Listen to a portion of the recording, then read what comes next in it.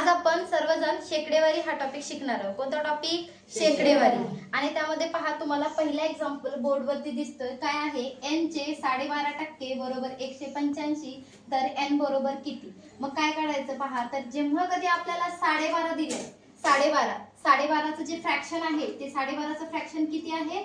आपल्याकडे 1/8 हे 12.5चं फ्रॅक्शन आहे. काय आहे हे? फ्रॅक्शन. काय आहे? फ्रॅक्शन. कुणाचं? 12.5चं. आपल्याला काढायचं आहे 1/8 गुणिले किती बरोबर किती काढायचं आपल्याला? 185. किती काढायचे? 185. आणि आता पहा, इथे 8 कुठं आहेत? भागाकारामध्ये. इकडे जाऊन काय होईल? गुणाकारामध्ये. म्हणजे n बरोबर आपल्याकडे काय होईल? 185 गुणिले 8 होतील. ठीक आहे. 8 पंचे 40. 40 ला 0. हा चाले 4. 8 8 64. 64 आणि 4 68. 68 8. 68 8. हा चाले 6. 8 1 8. 8 आणि 6 14. आलं का तुमचं उत्तर? समजलं का सर्वांना? चला तर आता दुसरा प्रश्न आपण सोडवूया. पहा, प्रश्न काय आहे? m चे 18% बरोबर 450, तर m बरोबर किती असा आपला प्रश्न आहे. मग ह्याला कसं सोडवायचं? पहा, आपल्याला विचारलंय m चे 18%, टक्के मध्ये छेदामध्ये 100 बरोबर किती? 450. तर पहा, हे इथं कुठं आहे? गुणाकारामध्ये. तिकडे जाऊन काय होईल? 450 भागिले काय होईल? 18. आणि हे 100 कुठं आहे? भागाकारामध्ये. इकडे जाऊन काय होईल? गुणाकारामध्ये 100 जातील. 18 एके 18. 18 दुने 36. उरले किती? 9 उरले. म्हणजे इथे किती झाले आता? 90. 18 पंचे 90. म्हणजे आता तुम्हाला काय आले? 25 गुणिले 100. 25 गुणिले 100 केले तर किती आले? 2500. हे तुमचं काय असणार आहे? उत्तर. चला आता हा तिसरा प्रश्न पहा. आपल्याकडे काय दिलेलं आहे? p चे 65% बरोबर 75, तर p बरोबर किती? मग काय करायचं पहा, आपल्याला 65चं फ्रॅक्शन माहिती आहे. किती आहे ते? 5/8. 65चं फ्रॅक्शन आहे काय? 5/8. हे फ्रॅक्शन आहे. काय आहे? फ्रॅक्शन. तर आता सॉल्व्ह कसं करायचं पहा. 5/8 बरोबर किती आपल्याकडे आहे? 75. आता आपल्याला p बरोबर हे 75 तर इकडे आहेत, पण हे 5 कुठे आहेत? गुणाकारात. कुठे जाणार? भागाकारामध्ये. आणि गुणिले किती येणार? 8 येणार. गुणिले किती येणार आपल्याकडे? 8 येणार. आले? आता पुढे पहा. 5 एके 5. 5 एके 5. उरले किती? 2. 5 5 25. 15 8 120. हे तुमचं काय असणार आहे? उत्तर. पहा, पुढचं गणित आपल्याला दिले. x चे 37% बरोबर 111, तर x बरोबर किती? किती आहे आपल्याकडे? 37%. म्हणजे पहा, आता 37% जे आहे याचा आपल्याकडे फ्रॅक्शन काय आहे? 3/8. काय फ्रॅक्शन आहे? 3/8. आता आपल्याला पहा, 3/8 चे किती काढायचे? 111. म्हणजे आता काय येणार? x बरोबर काय येणार? 111 गुणिले 8 भागिले 3. भागिले काय येणार? 3. आता पहा, 3 एके 3. 3 त्रिक 9. उरले किती? 2. 3 7 21. 37 8 296. 296. हे काय असणार आहे तुमचं उत्तर. चला आता हा प्रश्न पहा, आपल्याला काय दिलेला आहे? 5 लिटरचे 7.5% म्हणजे किती मिली असा आपल्याला प्रश्न आहे. तर ह्याला कसं सोडवायचं पहा. 1 लिटर बरोबर किती मिली असतं? 1000 मिली. तर 5 लिटर बरोबर किती मिली होईल मग? 5000 मिली. मग आता काय करायचं पहा. आता हे 5000 मिलीचे किती काढायचे आपल्याला? 7.5 म्हणजे किती? 75 छेदामध्ये किती घेऊया? 100 घेऊया. हा, एक पॉइंट इथं आहे ना, मग हा शून्य आपण इथं देऊन हा पॉइंट काय करू? काढून टाकू. पहा, हे 3 शून्य गेले, हे 3 शून्य गेले. आता 75 5 किती? 375. 375. हे तुमचं काय असणार आहे? उत्तर. पुढचा प्रश्न पहा, आपल्याला काय दिलंय? 3 मीटरचे 3.5% बरोबर किती सेमी? आता सांगा, 1 मीटर बरोबर किती सेमी असते? 100 सेमी. आणि 3 मीटर बरोबर किती होईल मग? 300 सेमी. आपल्याला सांगितलंय 3 मीटरचे 3.5 म्हणजे 3 मीटर बरोबर आपल्याकडे किती आहे? 300 गुणिले किती? 3.5 टक्के म्हणजे छेदामध्ये 100. आता पहा हे 2 शून्य कापू, हे 2 शून्य कापले. आता 35 त्रिक किती येते 105. आता पहा पॉइंट किती घरानंतर आहे 1 घरानंतर, म्हणजे 1 घरानंतर पॉइंट दिलं तर किती आलं 10.5. हे तुमचं उत्तर.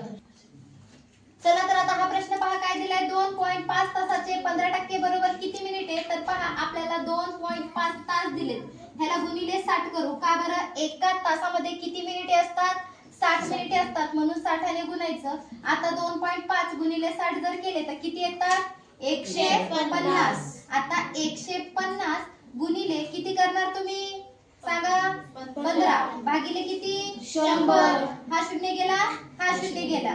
15 गुणिले 15 किती येते 225. छेदामध्ये किती आहेत तुमचे 10 आहेत, म्हणजे किती घर सोडून पॉइंट येईल 1. जेव्हा कधी इथे 1 शून्य राहतो तेव्हा काय असते 1 घर सोडून पॉइंट, म्हणजे 1 घर सोडून पॉइंट देऊया. आता 225 कधी पण पॉइंट कधी कुठे द्यायचा असतो मागून. पहा इथे 1 घर सोडून पॉइंट देऊया मागून. 5 ला सोडलं, इथं आपण पॉइंट दिलं तर किती आलं 22.5. हे तुमचं उत्तर. पहा पुढचा प्रश्न काय दिलाय 2 मेट्रिक टनचे शेकडा 16% बरोबर क्विंटल मध्ये किती आपल्याला सांगायचं आहे. आता 1 मेट्रिक टन म्हणजे किती 1000. किती 1000. तर 2 मेट्रिक टन म्हणजे किती येईल मग 2000. याला करायचंय क्विंटल मध्ये. कशामध्ये करायचंय क्विंटल मध्ये. म्हणजे 2000 भागिले किती करायचं 100, तेव्हा तुमचं क्विंटल मध्ये येणार. पहा हे 2 शून्य जातील आणि हे 2 शून्य जातील, उरले किती 20. आता पहा 20 चा आपल्याला शेकडा काढायचा आहे. काय करायचंय शेकडा. 20 छेदामध्ये किती असणार आहे 100 गुणिले किती असणार आहे 16. हा शून्य गेला, हा शून्य केला. 16 दुने 32. किती आले 32 आणि खाली किती आहे 10 म्हणजे किती घरानंतर पॉइंट येईल एका घरानंतर, म्हणजे काय येईल आता आपल्याकडं 3.2. हे आपलं काय असणार आहे उत्तर. पहा आता पुढचा प्रश्न आपल्याला काय दिलाय 3.3 चे टक्के आपल्याला किती आपल्याला काढायचे. तर काय पहा, तर 3/4 म्हणजे किती असतं 0.75 आणि 0.75 मध्ये हे 3 आपण ऍड केले तर किती झाले 3.75. म्हणजे आपल्याकडे झाले आता 3.75. याचे आपल्याला टक्के काढायचे. काय काढायचे टक्के, म्हणजे शेतामध्ये 100. आता पहा काय होईल मला सांगा. इथं किती घर आहे तिथं 2 घर, म्हणजे इथं अजून एक, इथं पहा ऑलरेडी आपल्याकडे 75 पॉइंट मध्ये अजून एक घर सरकवलं तर किती होईल हे 3. अजून एक घर सरकवलं तर आहे का इथं नाही, म्हणजे किती येईल 0 आणि नंतर पॉइंट आणि 0 असं आपलं हे असणार आहे उत्तर. चला तर आता हा प्रश्न पहा आपल्याला काय दिलाय 6.708 टक्के बरोबर आपल्याला किती काढायचे. तर पहा 708 मग 708 म्हणजे किती 0.875. किती 0.875 आणि त्याच्यामध्ये हे आपल्याला 6 काय करायचे ऍड करायचे. 6 त्याच्यामध्ये ऍड करूया तर किती होतील 6.875. आता आपल्याला 6.875 चे काय काढायचं आहे शेकडेवारी. टक्के म्हणजे किती असते छेदामध्ये 100. आता पहा इथे आपले हे 875 जशाला तसा एक घर पुढे आला म्हणजे 6च्या पुढे आला, अजून एक घर आला म्हणजे 0 आणि पॉइंट किती असणार आहे 0. हे काय असणार आपलं उत्तर. चला पहा पुढचा प्रश्न आहे आपल्याकडे. आता 12.104 टक्केचे वर्गमूळ किती आपल्याला काढायचं आहे. 1/4 म्हणजे किती 0.25 आणि त्याच्यामध्ये हे 12 काय करायचे ऍड करायचे. मग किती होतात 12.25. आता याचे आपल्याला वर्गमूळ काढायचं आहे. टक्के म्हणे ना, मग टक्के म्हटल्यानंतर छेदामध्ये काय असणार आहे बाबा 100 आणि हे 12.25 किती आहे 25. आता मला सांगा 12.25 कोणाचा 3.5 आणि 100 कोणाचा रे बाबा 10चा. मग आता काय येईल सांगा. एक घर आहे म्हणजे किती येईल 5 3 आणि इथं काय येईल पॉइंट आणि इथं काय येईल 0 म्हणजे 0.35. हे तुमचं उत्तर.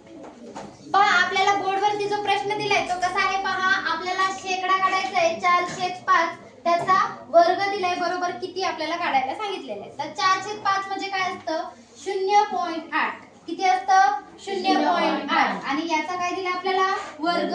म्हणजे आपण आता पहा याला फक्त 8 लिहिण्यासाठी इथं फक्त 8 लिहिण्यासाठी इथं काय करू शकतो रे.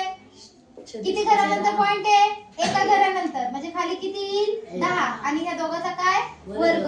पहा 8चा वर्ग किती 64, 10 10चा वर्ग किती 100 आणि गुणिले आपले किती आहेत हे 100 टक्केचे. कोणाचे 100 आले हे टक्केचे. आता पहा हे वरती आले 64 खाली खाली किती झाले हे 1000 झाले. किती झाले 10,000. किती झाले 10,000 आणि पुढे पहा आपल्याला सांगितलंय ना आता काढायचं काय. हा 64 म्हणजे कोण असतो हा 64 4चा तिसरा घात. 4चा घन आहे ना काय येणार 4चा घन गुणिले आता हे खाली आहे. कुठे आहे खाली. हा 10चा कितवा 1 2 3 4 किती आहे 4 म्हणजे 10चा चौथा. पण इथं मायनस का झालं कारण की हे खालून कुठे जात आहे वरी तेव्हा आपण इथं काय लिहितो मायनस. अशा प्रकारे तुमचं याचं उत्तर येणार आहे. तुम्हाला बोर्ड वरती जो प्रश्न दिलाय काय आहे 15/14 60% किती 60% किती. मग काय करणार 15/14 गुणिले किती 7 गुणिले किती तुमचे हे 7 आणि छेदामध्ये किती आहे तुमचे 100. 7 एके 7 7 दुने 14.